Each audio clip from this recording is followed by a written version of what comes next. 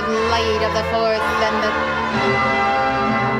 the first ray and the fourth ray descend now into our midst.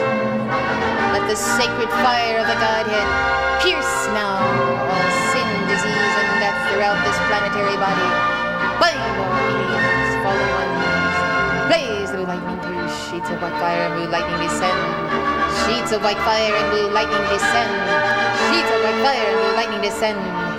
Penetrate through, penetrate through, penetrate through, penetrate through. Blue lightning for the mind of God.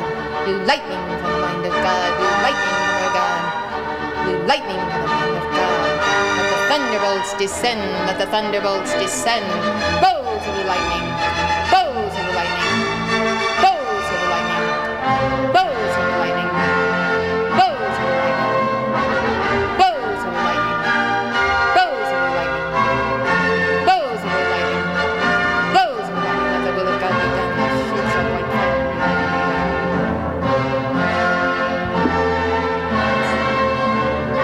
Beloved. Beloved El Moria, beloved Manello, beloved Archangel Michael, and all legions of light on the light of the ray and the white fire, the great central sun. Blaze the lightning. Blaze the power of the mighty iron presence. Blaze the power of the mighty iron presence. Blaze the lightning through. Blaze the lightning through. Good afternoon, everyone. It's a wonderful day. Would you all come in? This is our day for soul retrieval, and what an experience it is. This teaching is very profound, and it relates to the Kabbalah. The Kabbalah is not easy to understand. It was the first lecture that I gave in 1992 in the Heart, when I gave a number of lectures on the mystical paths of the world's religions. So you have seen volume 1 in the tent, and we're working on completing volumes 2 and 3, at least by late fall. And each volume opens with about 100 pages of teachings on Kabbalah. The teachings that are in the book are vastly expanded over the lecture that I gave in the Heart. And so it's been actually something we've worked on for several years on and off, to include in the chapters on Kabbalah what keepers of the flame on the path need to understand. Kabbalah teaches about many aspects of the life of the soul, of the universe, of the creation of the universe, of the tree of life, of the Sphirot, and our relationship to them. It is very concentrated, very deep, and very complex. It's more complex than the sacred scriptures. You can read a chapter out of the book of Kabbalah, and there are many books on Kabbalah, but let's say on the one that I have been working on. You can read that chapter and come back to it in a day and hardly remember a word you read, because it is so deep. It is sacred scripture, and it needs to be read again and again and again. What I have injected into this work on Kabbalah is Jesus Christ and the path of the ascension and many other teachings that go hand in glove with Kabbalah.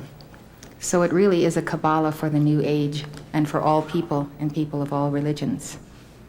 So some of the material that I give you now on Kabbalah is taken from that work. And when you have the 3 volumes, you will have what I believe is the most revolutionary teaching on the creation, the fall of Adam, why the fall happened, what we must do to regain our God estate. It really is a missing link that no other one of the 7 major world religions can offer us. So I'm going to go back to 1977, the first mention of soul retrieval by an ascended master in our organization. And the ascended master who spoke to us is the goddess of wisdom. The goddess of wisdom was embodied in her most recent incarnation as Mary Baker Eddy, the founder of Christian Science and the author of the Christian Science textbook, Science and Health with Key to the Scriptures. She founded her church in Boston, and she founded a publishing society and a daily newspaper that goes around the world today. She was one of the sisters in the home of Mary and Martha, and is very close and dear to my heart. As a child, a small child, I selected the Christian Science Church in my hometown as being the church that offered me the most profound teachings that were available to me in my little town. So she passed on in about 1912, and she made her ascension. And for whatever work she has done throughout all ages, she received the title of Goddess of Wisdom, which means that she attained to the level of God in her wisdom, as opposed to the level of someone who would be only an ascended master. And so in this dictation, January 16, 1977, which as we clock it as the first step on the path of soul retrieval, it is in the sign of Capricorn. So she, in her dictation, described the sacred work of the assembling of the soul components. So we are about to study the sacred work of the assembling of the soul components. She said, "Have you ever thought that perhaps the components of your soul were not in alignment with the cube of the heart, the white cube? Have you perhaps left a portion of your soul in the past, or entrusted a portion of the soul with another part of life?" This is where we are most vulnerable. We are all most vulnerable at the level of our souls. Because as I have said already in this conference, the soul is mutable. It is not permanent, it is not immortal, and it must go through the process of becoming whole. So one of the ways and one of the reasons why our souls are not whole is because we have loved someone so much that we have given to another what is not ours to give away.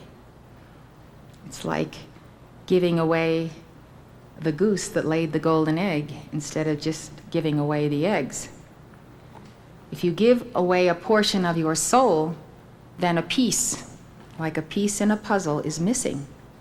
So if you trust someone so much, if you trust someone more than you trust God, if the fallen angels have lured you into their lair and promised you many things, and you are so impressed with their being wise and cunning, and you begin to consider that they are so much more intelligent than you are, and so much greater and can perform all kinds of feats, that you simply give a portion of yourself away. You give a portion of yourself away when you allow someone to verbally abuse you or physically abuse you. You are also doing this to another if you give verbal abuse or physical abuse. And so we have to come to understand that the soul has been bruised and beaten. And there are many ways in which we, because of very low self-esteem in our psychology, wherein we do not think we are worthy, then we do not feel that the soul is worthy, and then we easily allow the soul to be trampled upon by those who would rob us of it, take it with them, steal it, and go to some other location in the universe with that part. So these are the things we have to look at, and we need to remember that the masters have told us we cannot take another step forward on the path unless we resolve our psychology. The word psyche means soul. So when we work on our psychology, as we say, we study under a therapist or we read many popular books on the subject, we are doing this because we must have resolution. We must have resolution with our own soul. Our soul must have resolution with our Holy Christ self. So we work through this. This is why we all need to be reading psychology books and begin to recognize that parts of ourselves are dysfunctional, meaning we are not functioning in the wholeness of the God-free being out of which God first created our souls in the beginning.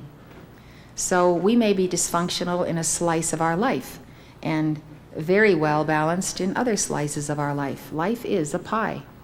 And you go through the pie and you follow the lines of the clock, and you come to some lines where you bump into serious issues, whether of rebellion on the 4 o'clock line, not being able to deal with the energies of the sacred fire on the 10 o'clock line, and so forth. So we have strong lines on the clock, and we have weak lines.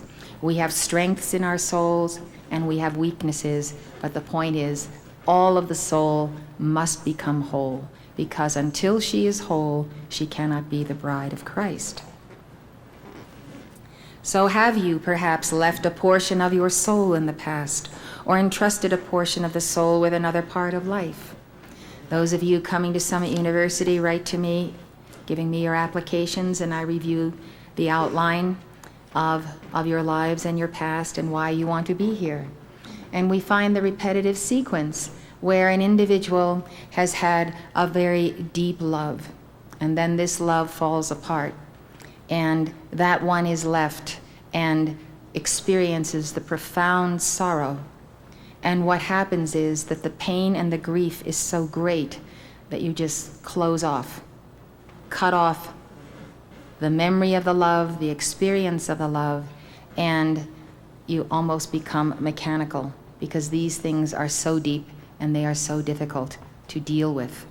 So then we suppress, and then it goes into the subconscious, and then we take alternative routes. To numb ourselves from the pain of the experience, we take drugs, alcohol, all manner of things that simply deaden the senses, until we finally wake up or an angel taps us on the shoulder. Since I have reviewed the applications of Summit University students from the beginning, I see the repetitiveness of this, and I see that we all have to come through it. And that is why we are doing this soul retrieval today. So the goddess of wisdom continued in her dictation. Have you given your soul and placed it somewhere where you ought not to have placed it? In the keeping of someone who was mortal? In loyalties to the human consciousness and to the flesh that ought to be replaced immediately by loyalty to God and to the Spirit? Think then of drawing together your solar awareness and your soul consciousness. We use the word solar here because it relates to the sun, and the sun is the symbol of our soul, and our soul should look like the sun in the heavens in a blazing light of glory. We also think of the sun as being typical of the I Am presence. But your soul, perfected and whole and expanding and becoming the bride of Christ, is surely that tremendous fire of golden illumination that we see. It is typical of that soul. And so we call soul consciousness solar awareness, because when your soul is conscious and sensitive, and you have the 5 spiritual faculties of the soul that complement the 5 physical faculties, the 5 senses, then your soul can expand and move out and go out into all levels of the universe. And so the soul each day, as she is healing herself and being healed by her Holy Christ self, is gaining a greater and greater solar awareness, awareness of self, simply expanding beyond this world into other worlds. Think then of commanding the atoms and cells and electrons of the soul to return to the soul chakra. The seat of the soul chakra is at the place just above the base of the spine, between the navel and the base of the spine. That is the dwelling place of the soul in your body. So she counsels us to command atoms and cells and electrons of the soul to return to the soul chakra. Think then of drawing this solar fire and solar evolution and solar consciousness as a magnet whereby you, in the temple of the living God, might experience the wholeness of the temple beautiful. The temple beautiful is in the heaven world in the city foursquare. See then how to command life, how to understand that with all the law that is taught, there is a call for creativity, even genius in knowing how to call and what to call. It is like knowing the next step in a very complex problem of mathematics, how to arrive at the desired solution, what equation shall be used, what method. It is like the physician picking from the shelf the necessary application, the necessary formula to the problem. Well, some of you have not even diagnosed the problem in order to now be concerned with that which must be applied as solution. Isn't it so true? We do not know that we have a problem. Therefore, how can we possibly solve the problem? So we need wisdom, and the goddess of wisdom says, therefore I bring to you a possibility and a probability, that the problem is the need to assemble the components of the soul. In some cases, the soul, its force field, has been split by very intense fears of the past, traumatic experiences, wherein you might say the soul has been driven underground, far into the depths of the subconscious, like a frightened child. The soul must be called back to the throne room, back to the 3-in-1, back to the place where the trinity of the threefold flame is enshrined in the temple of the heart. I would like to point out to you that the soul does not necessarily want to be called back. She has conditioned herself by whatever situation she has settled into somewhere in the universe.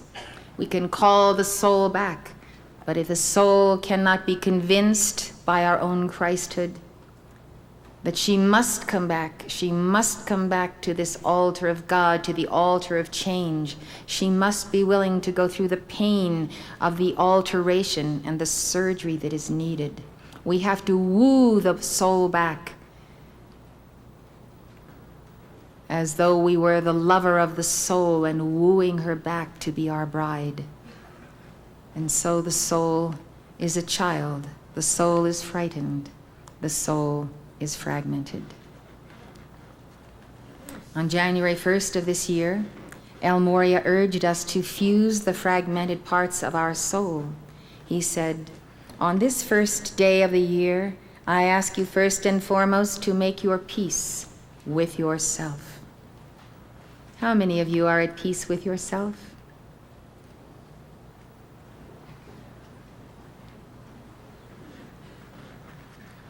It looks like less than 10%. You have made your peace with yourself.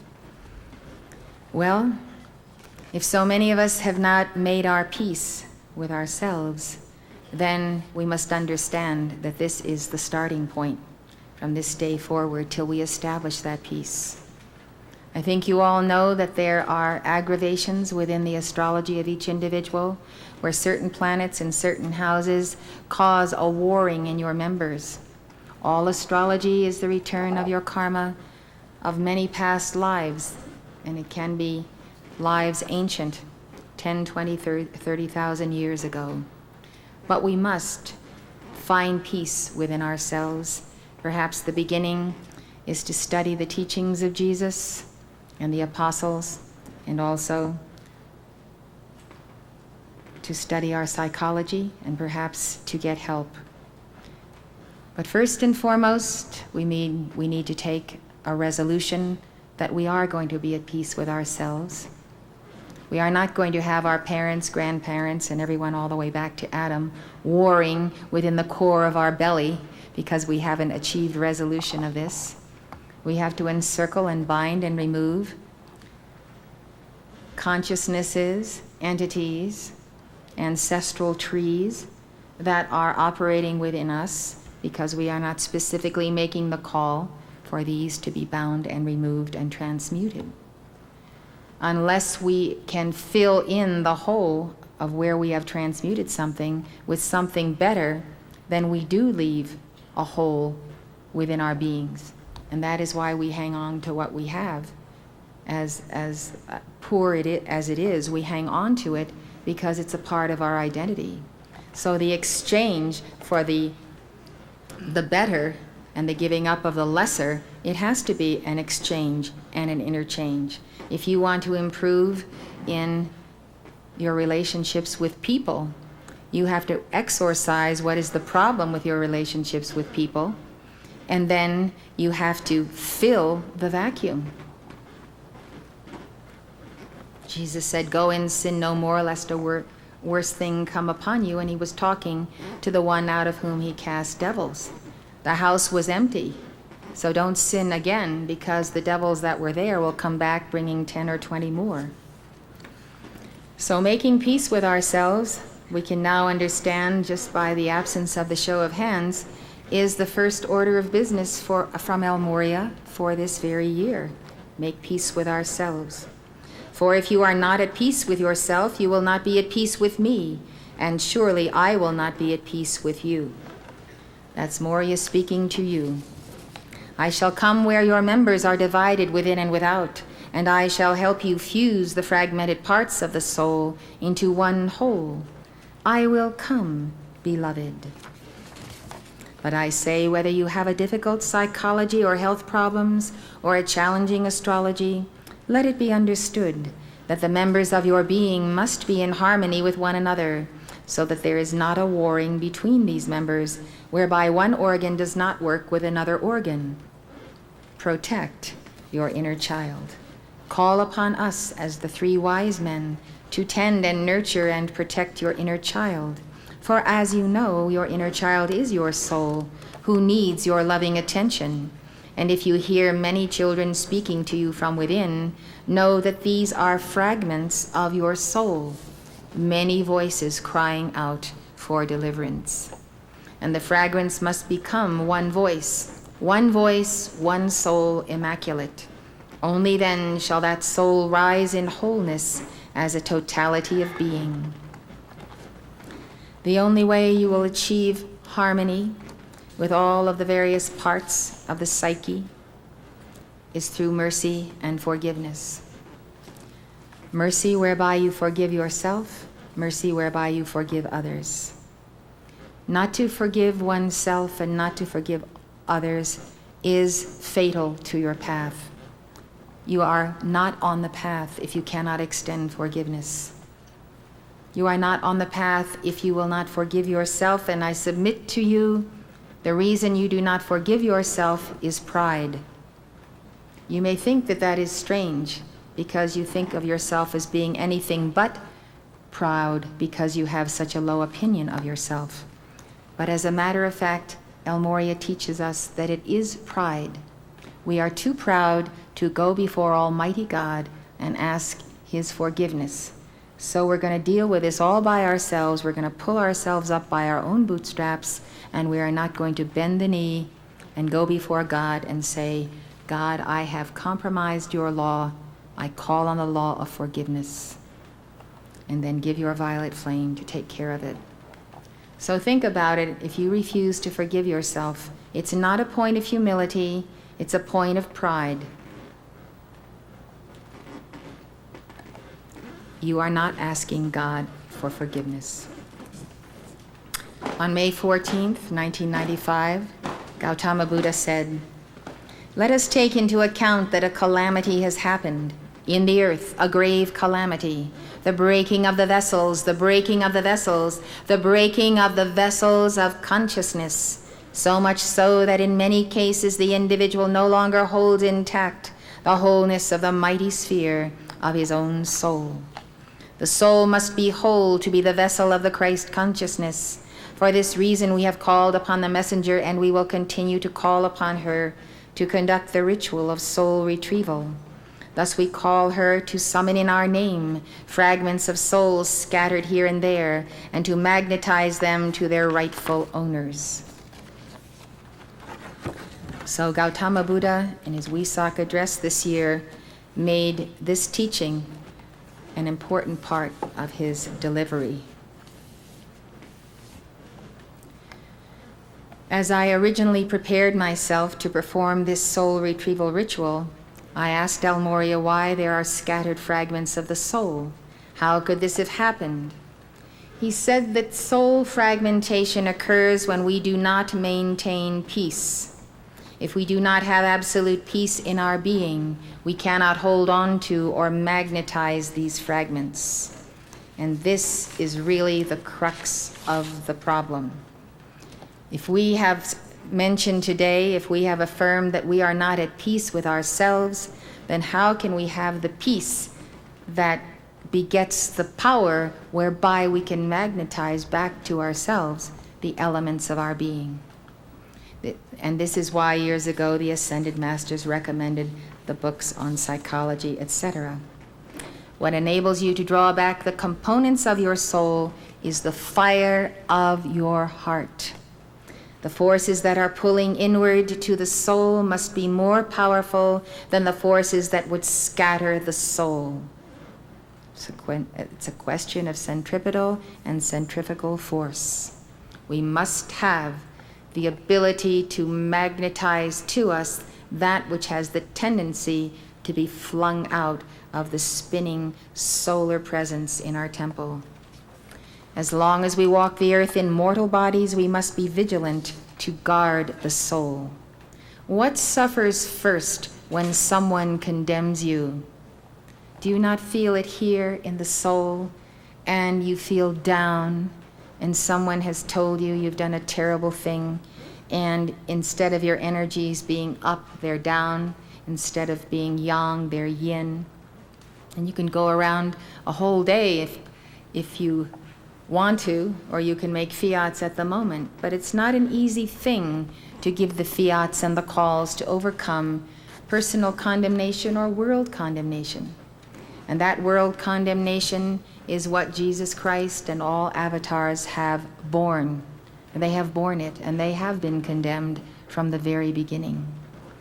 And so the soul becomes very hurt, because the soul is in many cases innocent and does not know why she is being condemned. So you have to care for the soul and not let yourself be downhearted, but immediately react and defend the soul. Take out your Archangel Michael's sword and give fiats. Give your fiats to cut the soul free. Speak to the soul. Comfort. Give consolation as you would to a little child. And so the masters say the only place where soul retrieval should take place is in the force field of the absolute protection of the Ascended Masters. Soul retrieval should not be sought by you by a shaman or a psychologist or any other person who does not have the mantle to do this work with you. Transmutation is involved, it must be involved, and you need to be in a protected force field. The only permanent way to retrieve the soul is through the bonding of your soul to your Holy Christ self.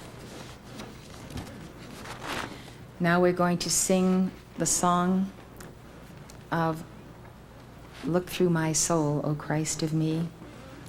We'll sing it 3 times. It is a profound prayer that we will begin with. Number 15. This is a meditation. It's a deep meditation, so I'm asking you to be seated and go into your heart and sing this as a deep lullaby to your soul. Sing to your soul now.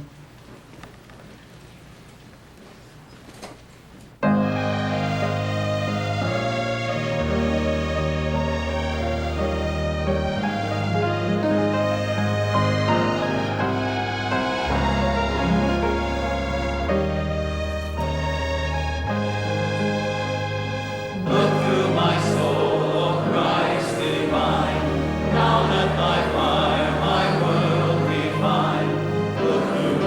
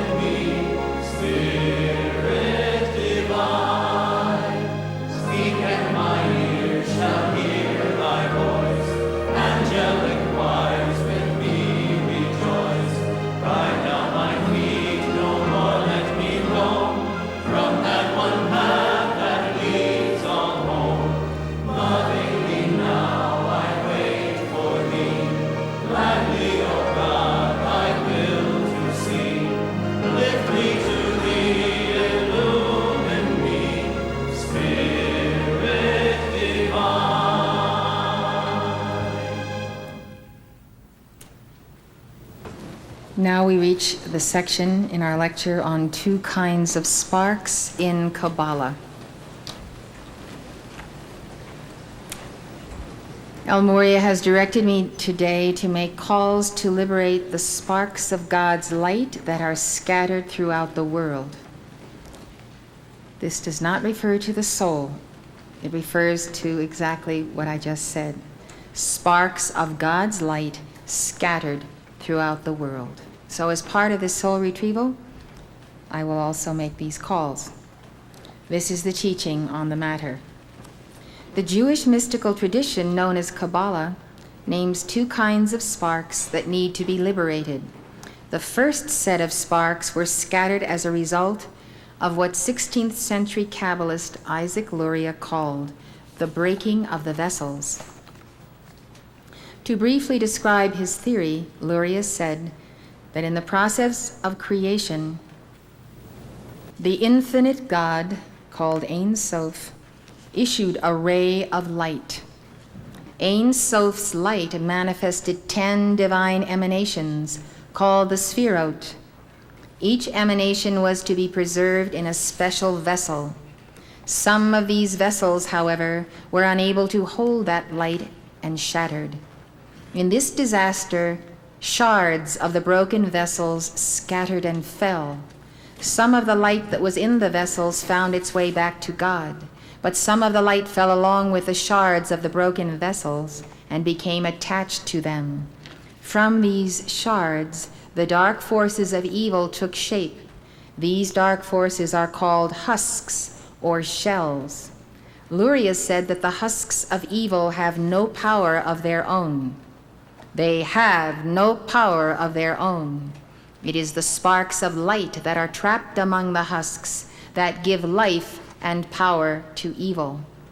The breaking of the vessels not only animated evil, but also inaugurated the creation of the material world, for the broken shards are the basis of all matter. In effect, this is Luria's theory, which is highly plausible. In effect, Luria taught that with the catastrophic event of the breaking of the vessels, God himself became shattered, and parts of him are exiled from the rest, trapped among the husks. The second set of sparks that need to be rescued are the souls that were once contained within the first man, Adam. Luria said that Adam had the opportunity to rescue the sparks of light that fell when the vessels broke, but for whatever reason, he failed. Scholar Gershom Scholem writes, Adam was by nature a purely spiritual figure, a great soul, whose very body was a spiritual substance, an ethereal body or body of light. The soul of Adam was composed of all the worlds and was destined to uplift and reintegrate all the sparks of holiness that were left in the husks. His soul's garment was of spiritual ether, and it contained within it all of the souls of the human race in perfect condition. Had Adam fulfilled his mission through the spiritual works of which he was capable, which called for contemplative action and deep meditation, and as we would say, the science of the spoken word, the power of evil, the husks, would have undergone complete separation from holiness. Instead of uplifting everything, however, he caused it to fall even further. As a result, Adam assumed a material body. His soul shattered and its unity was smashed to pieces. The bulk of the souls that were in Adam fell from him and were subjugated by the husks. That's the end of the quote by Gershom Scholem. According to this theory, Adam's soul contained the souls of all humanity. And each of these souls, including our own souls, are sparks of his great soul. Luria also taught that the souls within Adam are divided into a number of groups or soul families. Each family shares a common root. The souls that belong to these families, says Scholem, are able to assist and strengthen one another. They suffer with one another, and anything done by one of them, good or bad, affects all the others. Their destiny is determined by a deep, invisible connection of soul affinity. Soul affinity. I've always believed that our summer conferences is so that people from all over the world can come here and meet someone or many souls that they must have contact with in this life. That's why you see in the sign when you enter the heart, the place of great encounters.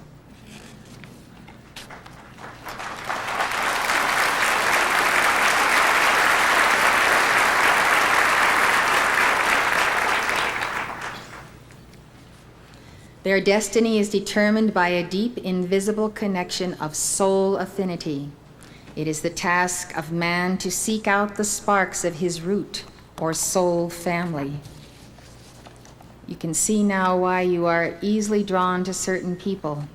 You have something to work out, perhaps something of the nature of the soul. The goal of the Kabbalist is to repair the cleavage that has taken place in the Godhead as a result of the breaking of the vessels and Adam's fall, to restore the universe to its original design. This process is called tikkun, which means literally fixing, repair, or restoration.